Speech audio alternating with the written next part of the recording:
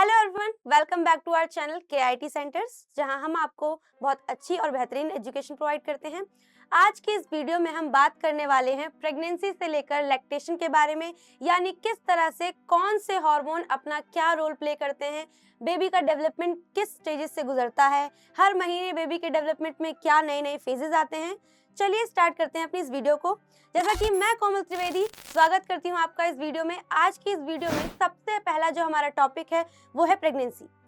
जब last video में हमने पढ़ा था कि प्रेगनेंसी यानी इम्प्लांटेशन होने के बाद आखिर होता क्या है।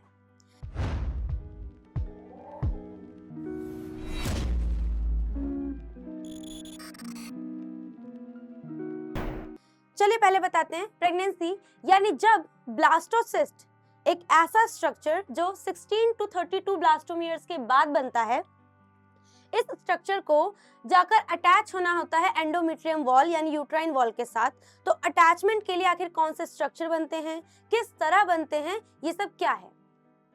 जब एक ब्लास्टोसिस्ट इम्प्लांटेशन के लिए यूट्राइन के अंदर आता है, या कह सकते हैं यूट्रस के अंदर आता है, तो यूट्रस के अंदर आने पर ब्लास्टोसिस्ट के ऊपर प्रेजेंट ट्रोफोब्लास्ट की जो लेयर है ये क्रॉनिक विलाइज को बनाना शुरू करती है, या फिर कह सकते हो फिंगर लाइक प्रोजेक्शंस एमिट होती हैं इस स्ट्रक्चर के ऊपर, और साथ साथ में ये जाकर इंटरडिजिट हो जाती हैं यूट्राइन वॉल पर प्रेजेंट यूट्राइन टिश्यूज के साथ। जब यूट्राइन टिश्यूज और क्रॉनिक विलाइज आपस में इंटरडिजिटेड हो जाती हैं तो एक ऐसी स्ट्रक्चरल और फंक्शनल यूनिट बनाती हैं जो कि एक बेबी यानी डेवलपिंग एम्ब्रायो और मैटरनल बॉडी को जोड़ता है, जिसे हम कहते हैं प्लेसेंटा।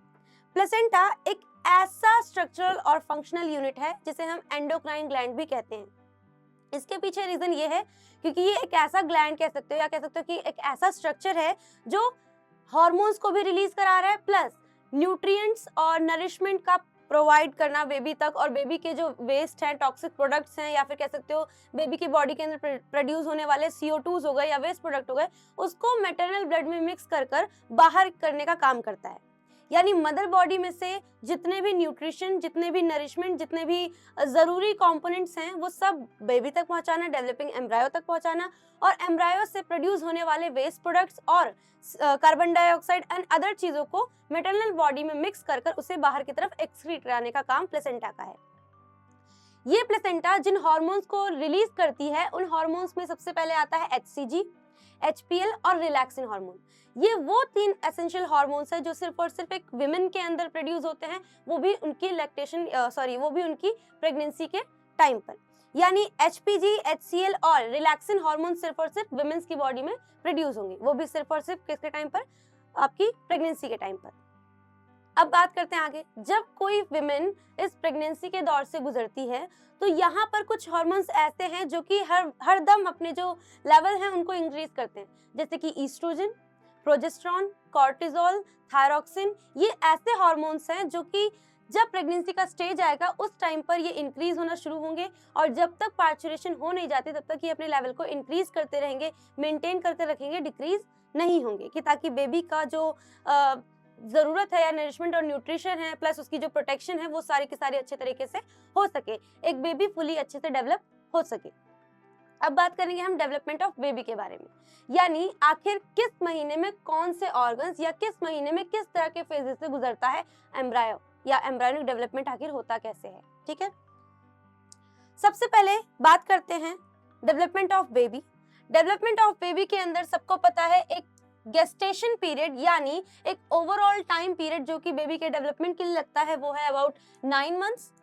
और इस 9 मंथ को हम 3 ट्राइमेस्टर्स में डिवाइड करते हैं। कितने ट्राइमेस्टर में? 3 ट्राइमेस्टर में। 3 ट्राइमेस्टर कहने का मतलब है ट्राइमेस्टर जब बनता है जब 3 महीनों को एक साथ मिला दिया जाए, और अगर 3 ट्राइमेस्टर को साथ में मिला दोगे तो टोटल कितने मंथ्स बन जाते हैं? 9 मंथ्स। और इसी 9 मंथ के अंदर ओवरऑल डेवलपमेंट होता है बेबी का। सबसे पहले बात करेंगे जो फर्स्ट मंथ ऑफ प्रेगनेंसी है। जब पहला महीना पूरा हो जाता है प्रेगनेंसी का, इस टाइम पर बेबी के अंदर, या कह सकते हो एम्ब्रायो के अंदर, हार्ट फॉर्मेशन अच्छे से पूरी हो जाती है, क्योंकि सबसे जरूरी क्या है? हार्ट, जो कि ब्लड सप्लाई करेगा बॉडी को, जो कि रिदम कंट्रोल करेगा, प्लस इमोशंस, और साथ साथ में बॉडी को जो भी न्यूट्रिशन और नरिशमेंट है वो ब्लड के जरिए ही या कह सकते हैं जो ऑक्सीजन है और कार्बन डाइऑक्साइड है उसका सर्कुलेशन भी ब्लड के जरिए ही होता है। तो यहाँ पर सबसे पहले महीने के अंदर फॉर्म होगा हार्ट। फिर जब सेकेंड मंथ आता है तो सेकेंड मंथ के अंदर लिम्स और डिजिट बनती हैं। लिम्स एंड डिजिट कहने का मतलब है फिंगर्स और हाथ पैर, यानी हाथ पैरों की उंगलियां और हाथ पैर का बनना। पहले महीने में हार्ट बना, दूसरे महीने में लिम्स और डिजिट बनी, और जैसे ही तीसरा महीना लगा यानी जैसे ही पहला ट्राइमेस्टर एंड होता है, जो मेजर ऑर्गन्स हैं जैसे कि एक्सटर्नल जेनाइटेलिया और अदर ऑर्गन्स हैं वो सारे के सारे फुली अच्छे से डेवलप हो जाते हैं। यहाँ पर हम कहेंगे फर्स्ट ट्राइमेस्टर के अंदर मेजर ऑर्गन्स भी डेवलप हो जाते हैं। मेजर ऑर्गन्स जैसे कि एक्सटर्नल जेनाइटेलिया, जो कि काफी ज्यादा जरूरी है फॉर देयर फ्यूचर। ठीक है, चलिए फर्स्ट ट्राइमेस्टर खत्म होने के बाद शुरू होता है सेकेंड ट्राइमेस्टर। सेकेंड ट्राइमेस्टर यानी आगे चलकर फिफ्थ, सिक्स्थ और seventh month, sorry for the wrong information, fourth, fifth and sixth month. ठीक है, सेकेंड ट्राइमेस्टर के अंदर आने वाले फिफ्थ मंथ में फीटस या फिर कह सकते हो जो डेवलपिंग एम्ब्रायो है, उस एम्ब्रायो के अंदर हेयर्स आने शुरू हो जाते हैं हेड पर। यानी पांचवा महीना पूरा होते होते जो फीटस है या फिर डेवलपिंग बेबी है उसके हेड पर हेयर्स आ जाएंगे, और जैसे ही पूरा सेकेंड ट्राइमेस्टर खत्म होता है, इस सेकेंड ट्राइमेस्टर में जो बॉडी है वो फुली कवर हो जाती है हेयर से। बॉडी इज फुली कवर्ड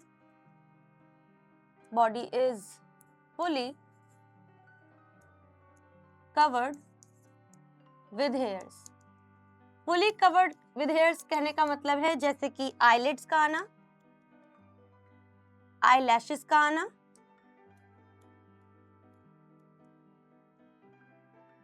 इनका मतलब, यानी फिफ्थ मंथ में हेड पर हेयर आ गए, सेकेंड ट्राइमेस्टर के एंड में जो पूरा का पूरा बॉडी है वो कवर हो जाएगा हेयर्स के साथ, हेयर्स के जरिए, जैसे कि आईलिड्स और आईलैशेस, और ये सेपरेट हो जाती हैं। ठीक है, और जैसे ही थर्ड ट्राइमेस्टर एंड होता है, थर्ड ट्राइमेस्टर के एंड होने पर जो फीटस है वो फुली डेवलप्ड है and ready for parturition. Fully developed and ready for parturition या फिर डिलीवरी। तो डेवलपमेंट ऑफ बेबी के अंदर हमने क्या देखा, पहले महीने के अंदर हार्ट बन गया, पहले महीने के बाद जब सेकंड मंथ आया तो सेकंड मंथ में आपके डिजिट्स एंड लिम्स बन गए, फिर फर्स्ट ट्राइमेस्टर के एंड में जो मेजर ऑर्गन्स थे वो बन गए, जैसे कि एक्सटर्नल जेनाइटेलिया और अदर ऑर्गन्स जो कि मेजर हैं, जो कि बच्चे के लिए ज़रूरी हैं या ह्यूमन के लिए ज़रूरी हैं। फिर सेकेंड ट्राइमेस्टर आने पर फिफ्थ मंथ में इनके हेड पर हेयर्स आ गए। जब सेकेंड ट्राइमेस्टर खत्म हुआ तो उस टाइम पर आई लैशेस और आईलिड्स भी बन गए और सेपरेट हो गई। जैसे ही थर्ड ट्राइमेस्टर खत्म होता है, जो बेबी है या फीटस है वो फुली डेवलप हो जाता है, और फुली डेवलप होने के बाद ये डिलीवरी के लिए रेडी है, यानी पार्चुरेशन के लिए रेडी है। इसके बाद का जो हमारा टॉपिक है वो है पार्चुरेशन। अब जो पार्चुरेशन है वो एक ऐसा मैकेनिज्म है जिसे हम कह सकते हैं कि ये न्यूरो एंडोक्राइन मैकेनिज्म है। न्यूरो कहने का मतलब है जैसे कि जो पार्चुरेशन है इसके अंदर पूरा का पूरा काम सिग्नल्स के थ्रू हो रहा है। पार्चुरेशन को हम क्या बोलते हैं कि ये न्यूरो मैकेनिज्म है जो कि कंट्रोल हो रहा है बाय द सिग्नल्स। ठीक है, सबसे पहला सिग्नल जो आएगा वो फीटस की मदद से होगा। फीटस की वजह से जो आने वाला पहला सिग्नल है इसको हम बोलते हैं फीटस या फिर foetal ejection reflex. Foetal ejection reflex.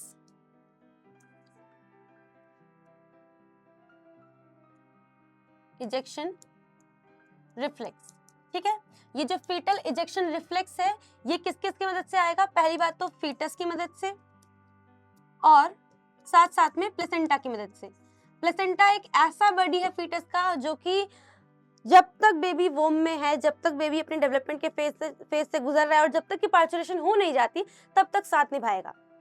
ये प्लेसेंटा फीटस के साथ मिलकर पहला माइल्ड यूट्राइन कॉन्ट्रैक्शन फील कराता है मदर की बॉडी में, और इसी को हम बोलते हैं फीटल इजेक्शन रिफ्लेक्स, यानी ऐसा पहला ऐसा एक्सपल्जन क्रिएट करना मदर की बॉडी में जो कि आपको ये एहसास दिलाए कि अब डिलीवरी का टाइम आ चुका है और अब बेबी बाहर डिलीवर होने के लिए रेडी है। ठीक है, तो यहाँ पर पहला माइल्ड यूट्राइन कॉन्ट्रैक्शन फील होगा, कॉन्ट्रैक्शन।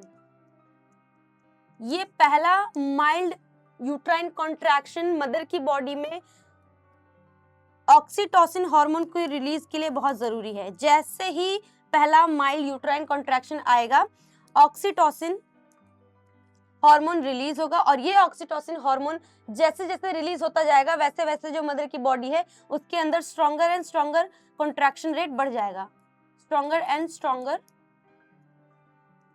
कॉन्ट्रैक्शन।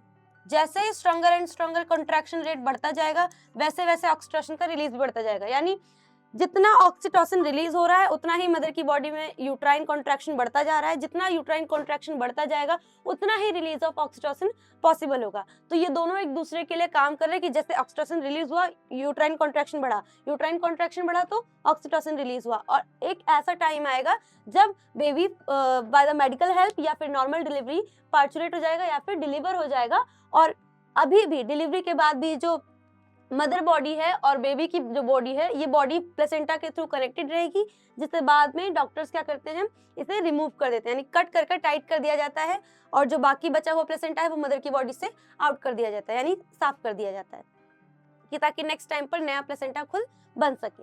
ये समझ में आया? इसके बाद अब यहाँ पे हार्मोन कौन कौन से रोल किए हैं देखो। प्लेसेंटल हार्मोन्स थे HCG, HPL और रिलैक्सिन। ऑक्सीटोसिन का रिलीज भी किसकी मदद से हुआ है? फीटस और प्लेसेंटा की मदद से। जब उन्होंने माइल्ड यूट्राइन कॉन्ट्रैक्शन बढ़ाया तब ऑक्सीटोसिन का रिलीज हुआ। जब मदर बॉडी में एक्सपल्जन फील हुआ, मदर बॉडी में एक्सपल्जन का मतलब है जब विगरस कॉन्ट्रैक्शन आ जाए ना, और ये एक्सपल्जन की तरफ आपको इशारा करे कि हाँ अब डिलीवरी का टाइम आ चुका है, तब इस प्रोसेस को हम बोलते हैं कि ये पार्चुरेशन है। इस पूरे ही चैप्टर में, या कह सकते हैं इस पूरे के पूरे सिनेरियो या फिर पूरे के पूरे प्रोसेस के अंदर काफी सारे टर्म्स यूज हुए हैं। एक बार उन सभी टर्म्स को ब्रीफ में पढ़ लेते हैं कि आखिर इनमें कहा क्या गया था। हर छोटा छोटा सा ऐसा व्यू ले लेंगे कि आखिर सबका मतलब क्या है। ठीक है, बाकी इस चैप्टर में यहाँ पर बाकी चीजें खत्म हुई। अब आपके पास एक लास्ट टॉपिक बाकी है जिसको हम बोलते हैं लैक्टेशन। पार्चुरेशन हो गया। पार्चुरेशन के बाद जैसे पार्चुरेशन हुआ वैसे ही मदर की जो बॉडी है वो लैक्टेशन के लिए स्टार्ट हो जाती है, यानी एक ऐसा कह सकते हैं एक ऐसा लास्ट फेज जो कि बहुत ज्यादा जरूरी है for the development of baby. बच्चा जन्म ले चुका है, अब उसके बाद उसे फीडिंग की जरूरत है, तो फीडिंग के लिए मदर लैक्टेट करती है, बच्चे को मिल्क प्रोवाइड करती है। जैसे ही पार्चुरेशन हो जाती है, मदर के पास प्रेजेंट इसके मेमोरी ग्लैंड्स जो कि ब्रेस्ट हैं, इनमें काम शुरू हो जाता है, ये तुरंत ही मिल्क को सिक्रीट करना शुरू कर देते हैं, और जो पहला मिल्क सिक्रीट होता है, जो पहला मिल्क बनता है, उसको हम बोलते हैं कोलेस्ट्रम। और ये कोलेस्ट्रम बहुत ज़्यादा ज़रूरी होता है बच्चे के लिए कि येलो ज़्यादा थिक और येलो कलर का मिल्क होता है।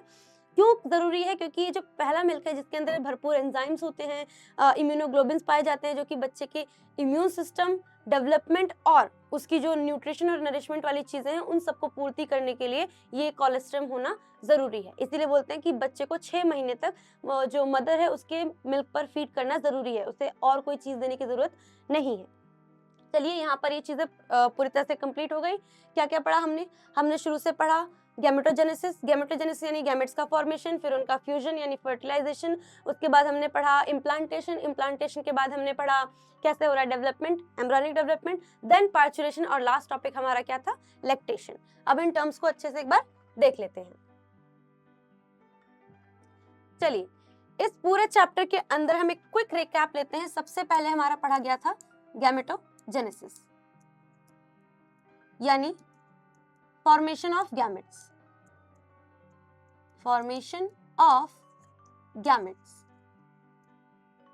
देन इस फॉर्मेशन ऑफ गैमेट्स के अंदर दो तरह की फॉर्मेशंस होती है, एक स्पर्मेटोजेनेसिस और एक oogenesis। स्पर्मेटोजेनेसिस और एक आपका oogenesis। देन स्पर्मेटोजेनेसिस सबको पता है, फॉर्मेशन ऑफ स्पर्म,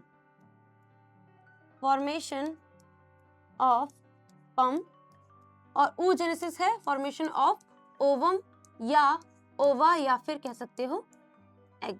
ठीक, नेक्स्ट इसके बाद गैमेटोजेनेसिस के बाद आपका आता है फर्टिलाइजेशन, फर्टिलाइजेशन यानी fusion of gametes, fusion of male and female gametes. और आता है ऑर्गेनोजेनेसिस, हमने पढ़ा। ऑर्गेनोजेनेसिस का मतलब क्या है? Formation of organs, formation of organs. साथ ही साथ हमने इसमें पढ़ा गैस्ट्रुलेशन। गैस्ट्रुलेशन है formation of germ layer, formation of germ layer. Germ layer 3 तरह की होती हैं, एक्टोएंडो और मेसोडर्म, ठीक है। ये 11th क्लास में भी आपने अच्छे से पढ़ रखा है।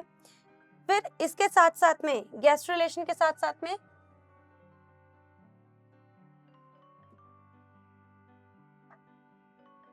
हमने और क्या क्या चीजें पढ़ी हैं? हमने पढ़ा यहाँ पर आपके पास इम्प्लांटेशन। इम्प्लांटेशन यानी कैसे इम्प्लांट होगा बेबी, इम्प्लांट ऑफ एम्ब्रायो या फिर अटैचमेंट और conceive of baby uterine wall पे, ठीक है। फिर हमने इम्प्लांटेशन के साथ साथ नेक्स्ट हमने पढ़ा एम्ब्रायोनिक डेवलपमेंट।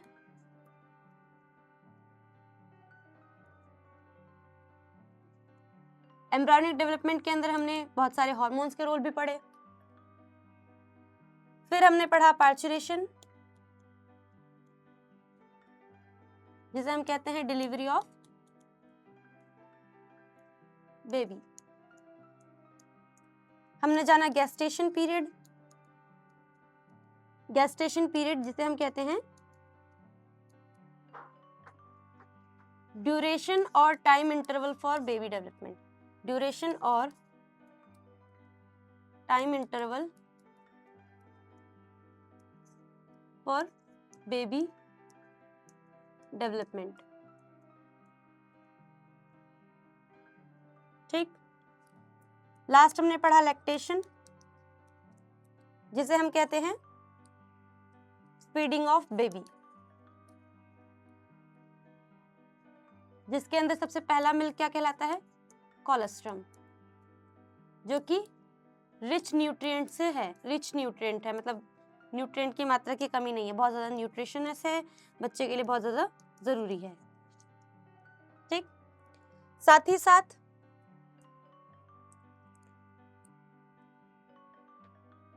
हमने यहाँ पर बहुत सी और भी चीजें पढ़ी हैं।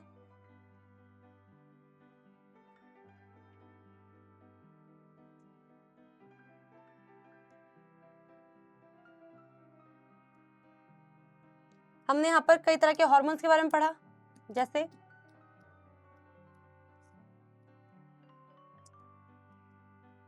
Oestrogen, progesterone, relaxin, oxytocin, HCG, HPL human placental hormone, साथ ही साथ आपका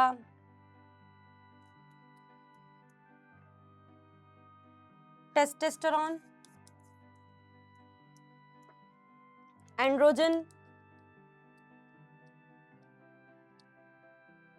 एंड एटसेट्रा। इसमें जो लैक्टेशन के टाइम पर, जो लैक्टेशन बोलिए पार्चुरेशन के टाइम पर जो ऑक्सीटोसिन रिलीज हुआ है, ये ऑक्सीटोसिन मैटरनल बॉडी या फिर कह सकते हो कि जो मदर की बॉडी है, मैटरनल बॉडी के पिट्यूटरी पर, पिट्यूटरी से रिलीज हुआ है, ठीक है। इस पूरे चैप्टर की समरी थी यहाँ पर ठीक है, हमने क्या क्या पढ़ा सब बता दिया। आई होप आपको इस चैप्टर में कोई डाउट नहीं है। इस चैप्टर के हर एक छोटे से छोटे डाउट को मैंने क्लियर किया है। अगर आपके मन में अभी भी कोई डाउट है तो आप हमें नीचे कमेंट सेक्शन में बता सकते हैं, हम आपके उस डाउट को सॉल्व करने की पूरी कोशिश करेंगे। और अगर आपका कमेंट देखा नहीं जा रहा है तो आप हमें इंस्टा हैंडल पर भी मैसेज कर सकते हैं या फिर अपना जो भी क्वेश्चन है उसे ड्रॉप कर सकते हैं। ठीक है, तब तक के लिए शुक्रिया। मिलते हैं नेक्स्ट वीडियो में नेक्स्ट चैप्टर के साथ।